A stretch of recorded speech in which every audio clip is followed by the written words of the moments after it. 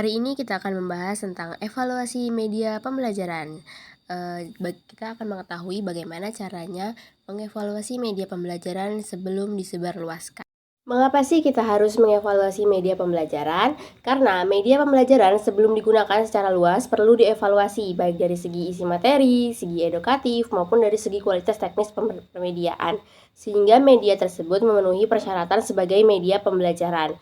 Evaluasi media dimaksudkan untuk mengetahui apakah media yang dibuat atau diproduksi dapat mencapai tujuan yang ditetapkan atau tidak. Yang selanjutnya adalah macam-macam evaluasi dari media pembelajaran.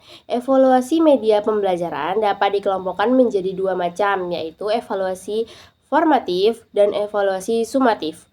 Evaluasi formatif adalah proses pengumpulan data untuk menentukan apakah media yang dibuat patut digunakan dalam situasi-situasi tertentu atau apakah media tersebut benar-benar layak atau tidak setelah media tersebut diperbaiki dan disempurnakan.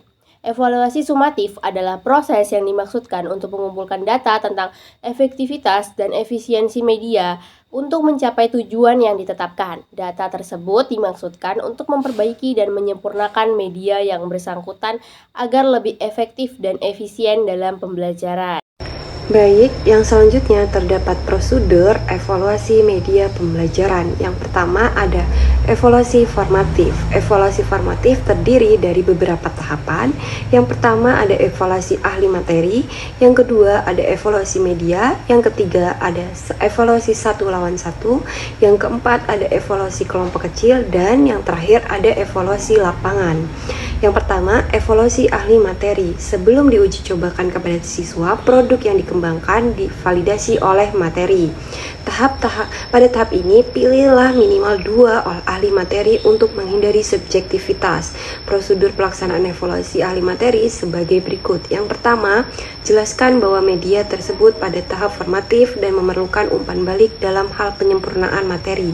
Yang kedua, lakukan wawancara atau berikan angket tertutup dan terbuka atau campuran untuk masukan perbaikan dalam hal penyempurnaan materi.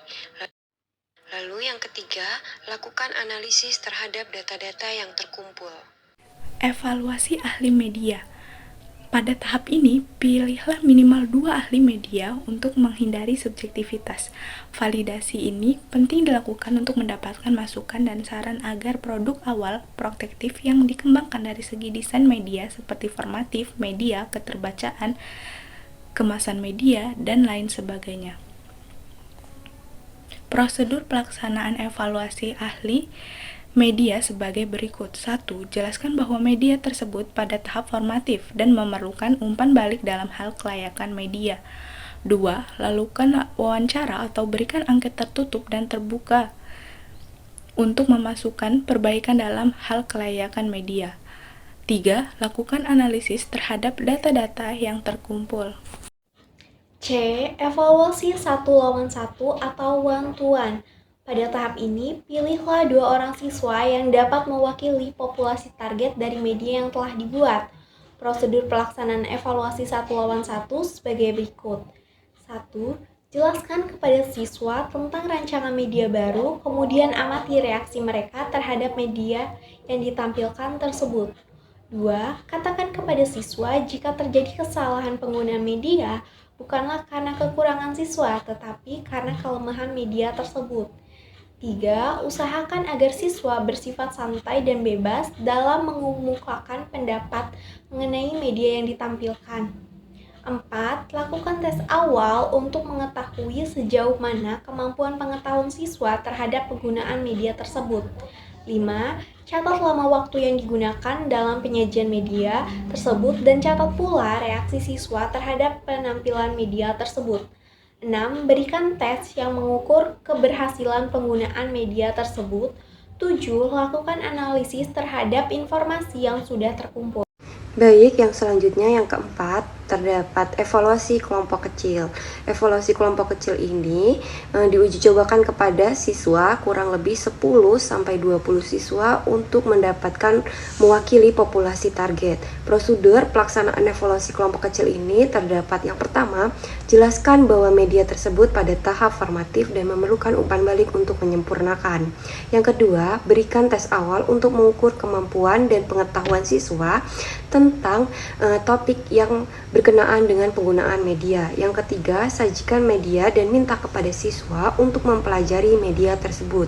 Yang keempat, catat waktu yang diperlukan dan semua bentuk umpan balik selama penyajian. Yang kelima, berikan tes untuk mengetahui sejauh mana tujuan yang ditetapkan dapat tercapai. Dan yang terakhir, yang keenam, lakukan analisis terhadap data-data yang terkumpul. Evaluasi lapangan adalah tahap akhir dari evaluasi formatif yang perlu dilakukan.